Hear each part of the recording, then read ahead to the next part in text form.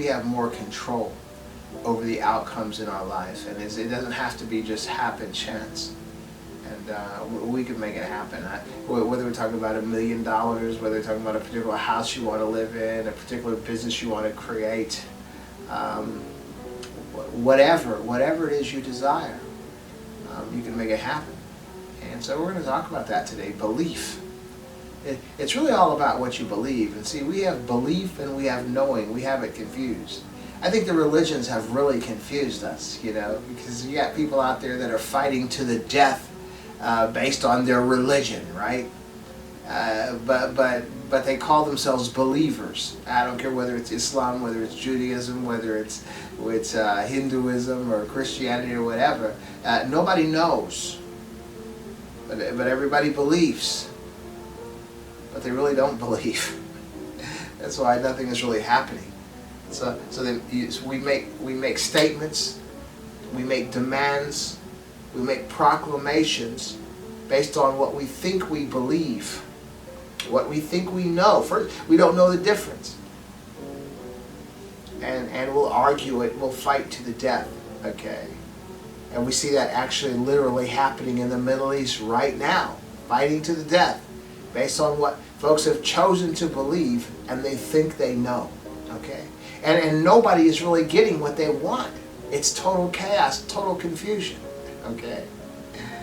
Now, most of us aren't vying for land that somebody else is living on, or possessions or power that someone else has. Most of us are on a regular human being level, that there are just things in life that we would like, that we would want.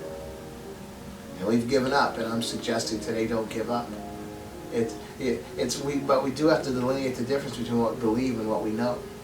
What we know is in our mind, our brain. This is what we think. This is what we know. Whether it's right or wrong, this is what we know. Okay, so we're not talking about whether what we know is right or wrong. We're just talking about what we know. We see this in the politics. We see it. Everybody knows, but really nobody knows really, unless you do the research, unless you study, and unless you investigate. That's where they say the most powerful politician is the politician that has the most uneducated base of support. Because that politician can convince them to believe anything he wants them to believe, and make them believe that what they're believing is what they think. Okay, and that's really amazing, and that's like a marketing 101. I think I should, some of these politicians, rather than making decisions that might be damaging the country and the world, they should simply be teaching a marketing class in a local college. So that's what we're going to talk about today. So thinking is in your head, and belief is in your subconscious. Okay, and that's what we're focusing on now. It's what you believe. That's the culprit, or that's the catalyst to getting you whatever it is you desire in life, is that subconscious belief. Not what you think, but what you believe. Okay? And what you think could be wrong, just like what you think could be wrong, what you believe could be wrong. Okay? So two things. You could be setting yourself up for a terrible outcome if what you believe is correct is not correct and you attain what you believe, or it just might be so ridiculous it's unattainable because you're believing something that is wrong. Okay? So we have to get these two things in check. Okay? We have to make sure that what we believe is the right thing, and we have to know that what we think is the right thing. And when your belief and your knowing is working together, man, you could attain just about anything. There's a religious verse, scripture, that says, faith without works is dead. Which means you can have all the belief in the world, but if you don't put your hand to bring it to fruition, it's not going to happen. And so what I'm suggesting is that when you truly, truly believe a thing is true, you're going to work to bring it to fruition. When you truly believe something is what it's supposed to be, your thinking is going to fall in line with your belief, and you're going to bring that belief into fruition, into manifestation. Okay, and that's very interesting, and it's very real. And I'm not speaking to you in theory. I've walked this out all of my life from the time I was in high school, and what I'm suggesting is we all have. Yeah, whether it's negative or positive, I don't believe I can do it. Well, you're probably not going to be able to do it. I can do it. And you've had victories in life as well. Maybe small victories, maybe in sports, maybe in school. Simply the difference between you believed you can do it or you believed you couldn't do it, and both of them manifest. Okay, so we want to take control of that. We want to say, well, how do I take control of my belief? Okay. Well, the first thing you need to do is make sure that it's a good thing and it's the right thing. Okay. Now this is what I'm suggesting, because it doesn't have to be good. You know? Hitler believed, what he believed, and he did tremendous things, and it was a terrible thing. So I think we have a responsibility to ourselves, to our families, to the communities and societies in which we live, to make sure that what we desire is something good. Because there is another religious proverb that seems to be true, that you reap what you sow. Okay, so you might have a belief and it might be negative. You might bring it to manifestation.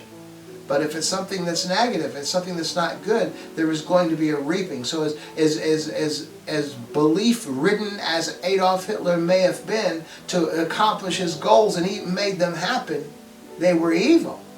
And so he did eventually reap what he sowed. You're going to find that out throughout history and throughout the present and the future, I'm sure. Is there will be evil people, there will be negative people, and they'll have their day, and they'll bring their beliefs to fruition, but they will reap what they've sown. So it's very good then to try to buy into something that's good, something that's positive, and so when that day of reckoning does come, when the day of reaping does come for what you've sown, it will be a good reaping, and you can build upon that and build upon that. Continuously build upon that. Just make sure it's good. So the belief. How do we believe? How do we convince ourselves? Because the believing is here, and it's not conscious. So how do we affect our belief? If in our thinking we want to affect our belief, but you can't, because your thinking responds to what you believe. Man, that sounds like a Zen riddle, okay? If your thinking responds to what you believe, how can you use your thinking to affect your belief to then affect your thinking, okay? And what I'm suggesting to you is very possible. And all it really takes is to affect your environment, okay? Your environment. You know what kind of person you desire to be. You know what kind of thing you want to achieve. Is your environment conducive to the thing that you desire? Okay?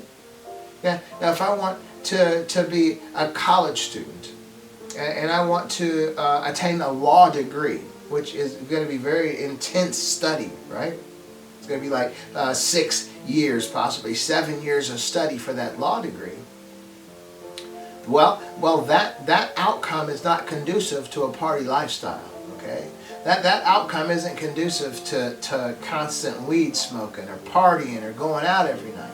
No, because in order to bring this to fruition, a lot of study has to. So what do? Is you go through your house, your apartment, or whatever, and begin to take everything out of your apartment that reflects partying, that reflects that type of lifestyle. Get the alcohol out of your house, get the weed out of your house, get the plants you're growing out of your house. Get everything out of your house, that maybe you got a black light. I know they don't have black lights nowadays or fishnets on the ceiling like we used to back in the day. But anything that is within your environment that is not representing what you're attempting to acquire, rid yourself of it. Okay? Because your subconscious, this non-thinking part of you, is going to buy into everything that it sees every day, constantly. Okay, and that's what it's going to bring to your mind to think. Okay, and so that's what we're being moved by. So oftentimes we sabotage the desires of our hearts because the environment that we're functioning in hasn't changed. You might be a guy that's, say, drank a lot or got high a lot, or there's a lot of stuff you shouldn't be doing. So now he decides he's going to stop drinking, he's going to stop smoking weed and all that, but he's still hanging out with his same buddies. Oh, I'll just drink a Sprite, while you're drinking what we normally used to drink together.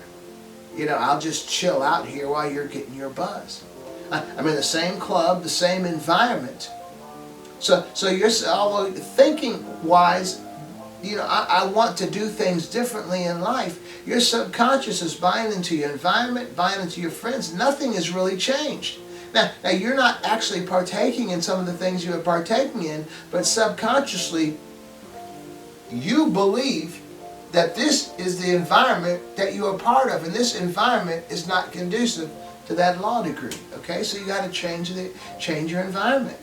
Get rid of all that stuff that represents the party lifestyle, but get some books, some law books, some political books, some things that maybe some human rights books or civil rights books, things around, and even begin reading some of them. Now you're gonna have your hands full with the studies that your classes are giving you, but even on your off time, maybe read a paragraph, read an article, begin reading a book and read a chapter and put it down that has to do with what it is you want to accomplish.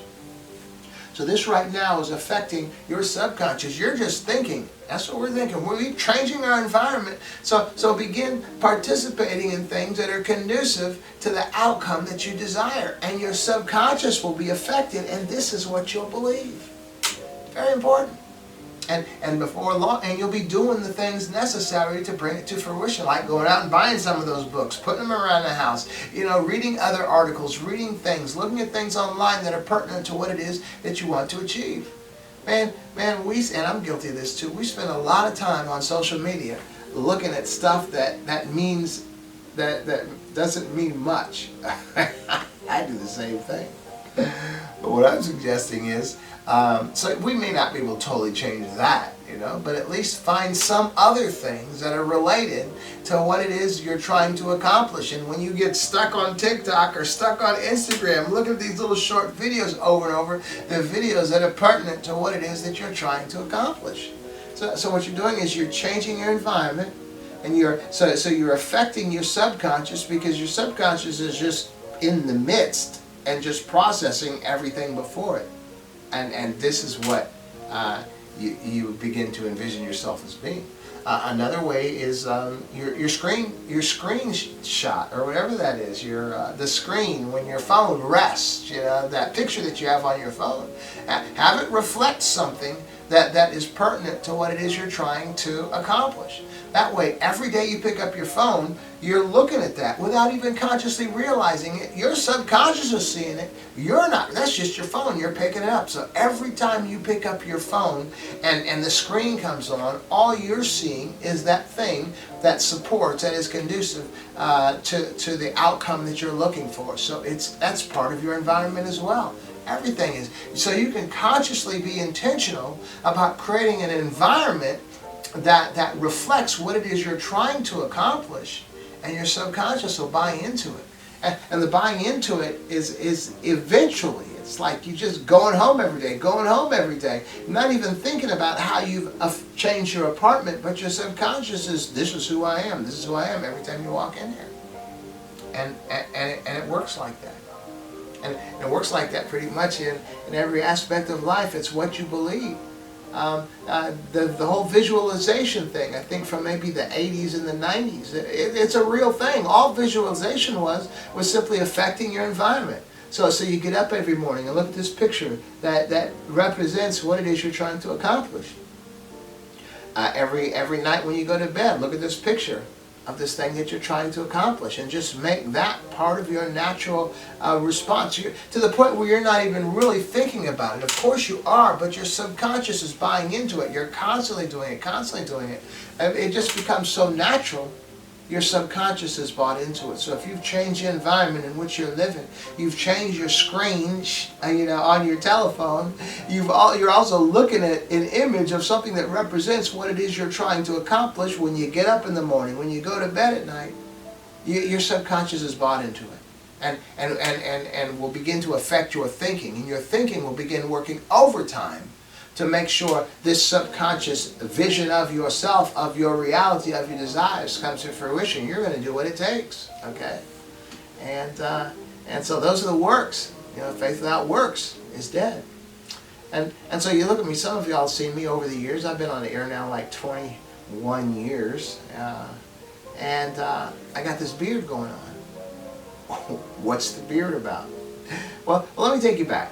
Okay, take you back about, maybe about 15 years ago or so.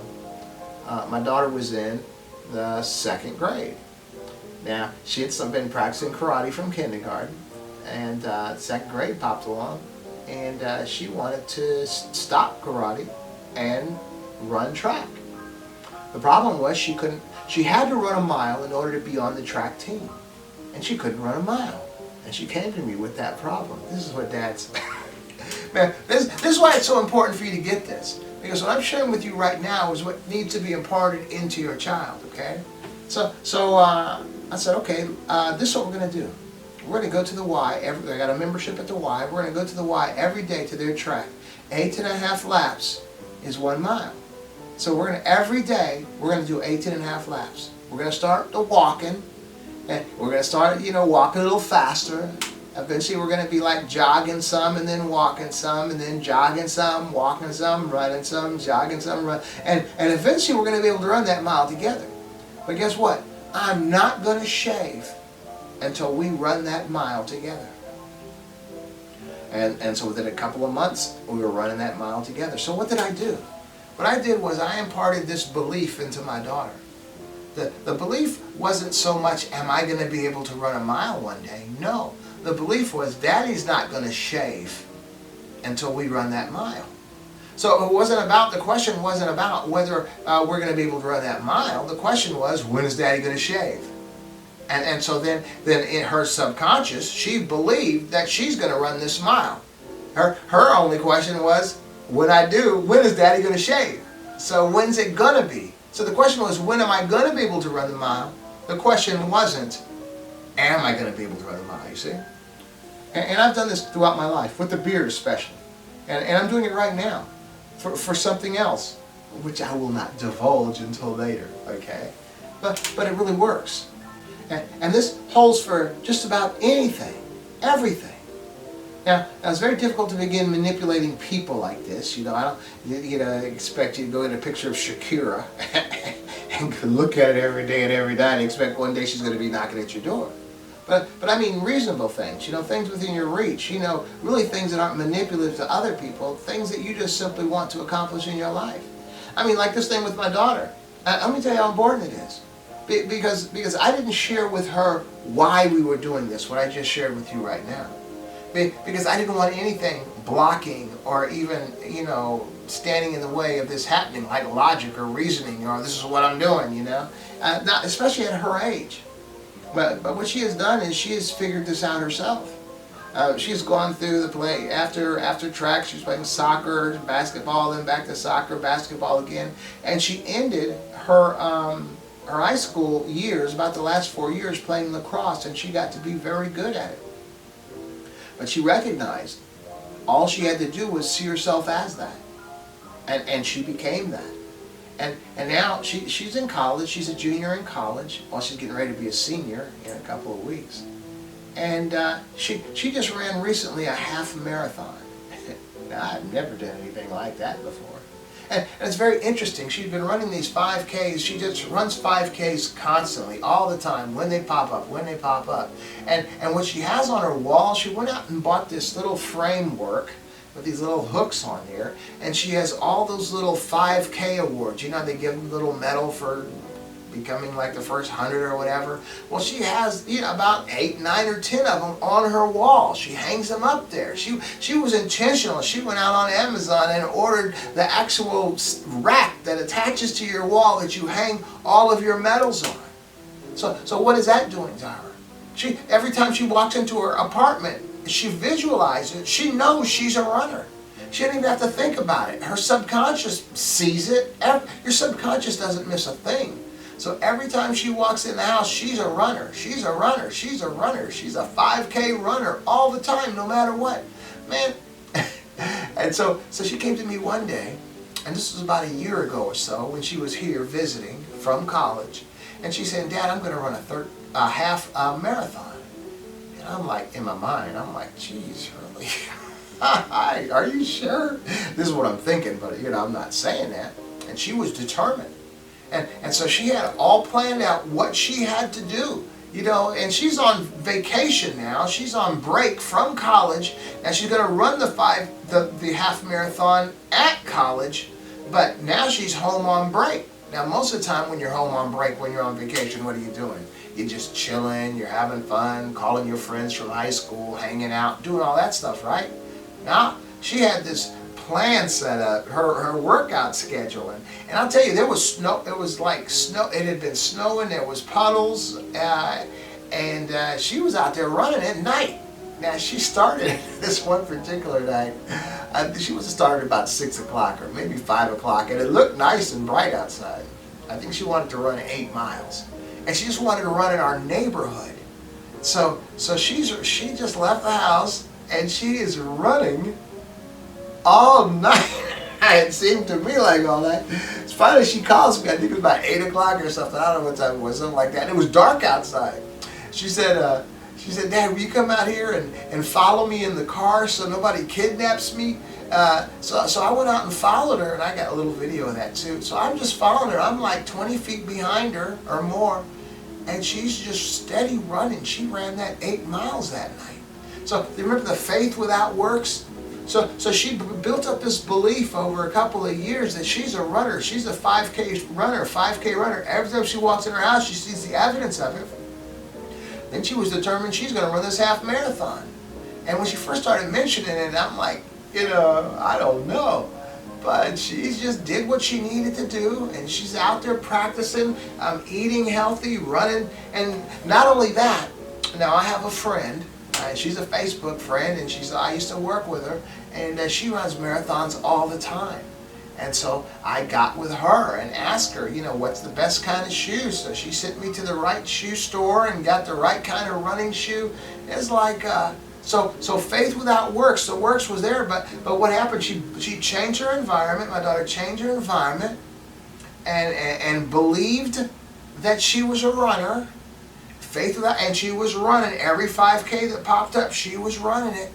Running 13, a half a marathon, and she prepared for it, faith with works. And she ran that thing, man, and it was like she's in another city on a Sunday. I didn't go to church that day. I just stayed home and I watched her on Life 360. I was with her the whole, so just like in the 2nd grade, how we ran that together, well, we ran this together. I was in Ohio, she was in the state she's in, and I'm on Life 360, you know, worried, you know, I'm the dad. Is she where she's supposed to be? Is she okay? And anytime it looked like she was stopping, I mean, what's she stopping about? Between me, Life 360, and Chat GPT, I got to keep my sanity, but she made it. And she has another little medal. And she was looking crazy at the end. You could tell, you know, the stress from what she had just accomplished did to her, but she made it. She ran that half marathon. Now, this was a little girl who couldn't run a mile. And understood the concept of creating an environment. The environment in the 2nd grade was the why every day. It's like 18 and a half laps.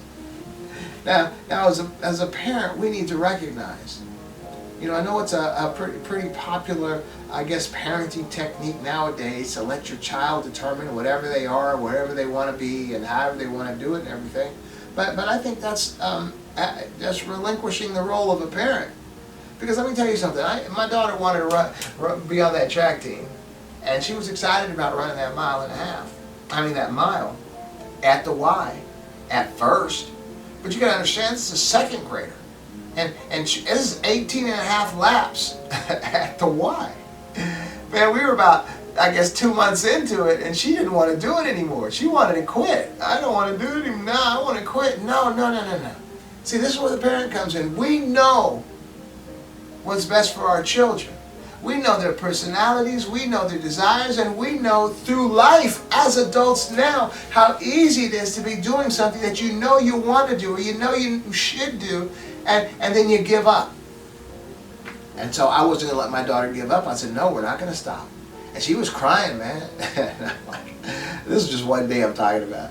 So I grabbed her hand, not harsh, but I grabbed her hand, so I'm holding her hand. And I'm still going the same speed. I'm just walking real fast, and I'm almost like dragging her along with me while she's crying. Now, folks might say, that's cruel, but I know what she really wanted in her heart. I knew what her desire was, but she was losing that belief. That belief that I had imparted into her, that I attempted to impart into her, which she got. That there came moments of weakness. And so me as a dad, I had to keep that going, grab her hand and keep walking and keep walking. Eventually she was okay, not that day, but we finished at 18 and a half laps. And then she was okay. And eventually, about 6 months or so, we were able to run that mile together, and she was so happy. Now, I could have let her quit when her belief was waning, but I didn't, because I knew what her desire was up here. But her belief was beginning to wane, because 18 and a half laps at the Y, 7 days a week, every day we were there. And we made that happen. And she has picked that up herself. So I can only imagine. I remember she wanted to quit, and I don't want to do this anymore. I can't do it anymore. I don't want it anymore, and all this stuff. And now she just ran a half marathon. How easy it is to quit when you're running something like that, okay? And that was her first half marathon. And see, that was uncharted territory. Something I've never done before. I ran a 5K once, and it was like, I think I was about 55 years old, and that was my first and last 5K, but this is my little girl. And so I'm sure that when she was running a half marathon, it wasn't comfortable, but she was determined. In my mind, I'm thinking, possibly remembering back even that little second grader that was running around that track at the Y, wanting to give up. She isn't giving up now. Now she's on a path that she's going to be going to law school after she graduates from college after this senior year. But that's a foundation for all of us. It's the belief. You have to believe. And the only way you're going to believe is buying into the proper environment. As we close, just to give you a picture of this, maybe to bring it on in, I used to go down to the juvenile detention center like 17 years to try to help talk to, motivate, and mentor those young people down there that were incarcerated. And they'd be in there. It was like the county jail where I was at. And they'd be and say, Mr. Jarvis, I'm going to change. I don't want to be that person anymore. And they would be honest. Okay, and then they'd be released. And then about 2 months later, they're filing back into the gymnasium wearing the little orange jumpsuits. What happened? See, the environment of juvenile detention, it was like a county jail type environment. I mean, it wasn't the most ideal, but at least it kept them out of the environment that they were used to functioning in the neighborhoods. And so they adjusted, their subconscious adjusted to the environment that was presented before them. They might have been in there a month, 2 months. You could be in 6 months, because it's like pending, some of them are just pending their court appearance or whatever. But they could be in that environment for 6 months, and their subconscious bought into that environment. This is what I want to do. This is what I want to be. I don't want to be that guy anymore. I can get an education in here. I can be a positive person. People can like me, all this kind of stuff. But what happens when they are released? They go right back into their neighborhood, right back into the old environment, and their subconscious buys into that environment, and they revert right back to what they were before. It's not a desire in their minds that this is what I want to do. It's the influence of their subconscious. This is who you are. Based on the environment your subconscious bought into. So I hope you got something out of this. Everything is attainable. Just go back and listen to this and remember the things that you need to do to bring your desire to fruition. Now look at me now. You're looking at a man. I'm going to be 68 years old this year. I decided to go to college when I was 50 just to get an associate degree. I had a high school diploma. Shoot, 10 years later, I had an MBA. I had an associate degree, bachelor's degree, and an MBA. I missed a half a quarter in 10 years straight. While I was working, while I was a dad, while I was doing my regular life stuff. Because I had bought into the environment. I created a little like a studio in my home that was just for study, the little desk, the books, everything. And I would go up there, and that's where I would do my studies. Yeah, I created the environment. And it's very important. I'll tell you a little story as I close here. Now when I was going to get the associate degree, now that's all I was going to get. And then I went on to get the bachelor's degree afterwards, and that's all I was going to get. Then I went on to get the MBA, but when I was going for that associate degree, I was kind of intimidated about the college algebra part, okay? But I had to take that one course. And so I taken all the other courses for that degree, all the way till I was at the last one, the college algebra. I had to take it, because that's the only course I had left to take. And I was trying hard, you know. And we had an instructor. He was a high school teacher in Oakwood. And it seemed like he really wasn't too concerned about the students. He just loved to hear himself speak. And man, I'm struggling. And I guess I'm missing something, but it's not working. And I took a test, and I had a very poor outcome. So I decided, you know, I'm not going to make it. So I went home. This was night school, of course. And so I went home, and my daughter and my wife, they were on our big bed. They were playing around, goofing around, laughing and everything. And I walked in the door, and I said, hey, I'm going to talk to you guys about something. I said, look, you know, this thing about school, it was a good run. But I think I'm going to go ahead and give it up now. And when I said that, my daughter, she was about 6 years old, she started tearing up. Tears were coming in her eyes. I didn't even know she was watching me like that. And then I lied. I said, I'm just joking, I'm not quitting. And so what I did was I withdrew from that class so it wouldn't mess up my grade point average. And then I signed right back up again and had another instructor and passed that class. But it's important to be doing the right things as a parent. And so that means changing your environment. You know, don't be the drunk parent. Don't be the high parent. Don't be the angry parent. Don't be the parent who doesn't work, who doesn't do what you're supposed to do, mad at everybody, mean person. Don't be all that. Begin to adjust your environment, even if it means some kind of cool lights, you know, something that's going to calm you down, some kind of different music, maybe changing your house look around, whatever. The drugs and the alcohol, they got to go. And maybe begin reading books, you know, the Tao Te Ching, Lao Tzu or something, you know, some things that are calming. And just begin to change your environment. Because your children are watching you. I didn't know my daughter was watching me like that. I didn't know. And so it wasn't long after that, you know, that I ended up changing her environment. And then she wanted to quit, but I wouldn't let her quit. Now I was getting ready to quit, you know, school. Man, it's all connected. Your family, and I'm seeing it, man. They're supposed to be better than you. My son, he's a college graduate, making his way in another state.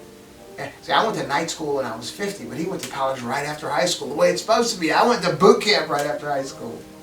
And my daughter the same way. Now, my daughter's gone to college right after high school, and now she's going to law school after the university.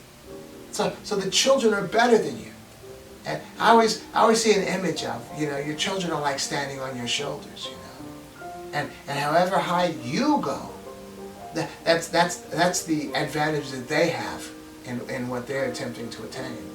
Now when I was going to the university, you know, I always teach my children to be better than me. Be better than your dad. Be better than your dad. And my son, when I graduated with my associate degree from Sinclair College in Dayton, Ohio, that's when he graduated from the University of Cincinnati with his bachelor's degree. So in his mind, you know, okay, I'm better than Dad.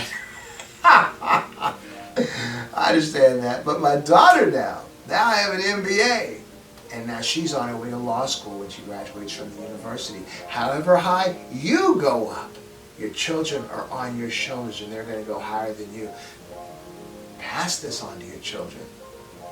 And see, the reality, no, this is how I'm really going to close now. Because I'm just flowing right now with you, is that my life, in her eyes and in the eyes of my children, the life that I'm living, the example that I'm demonstrating, everything that I do, good or bad, is their environment. So what type environment is your life presenting to your children that will affect what they believe about themselves?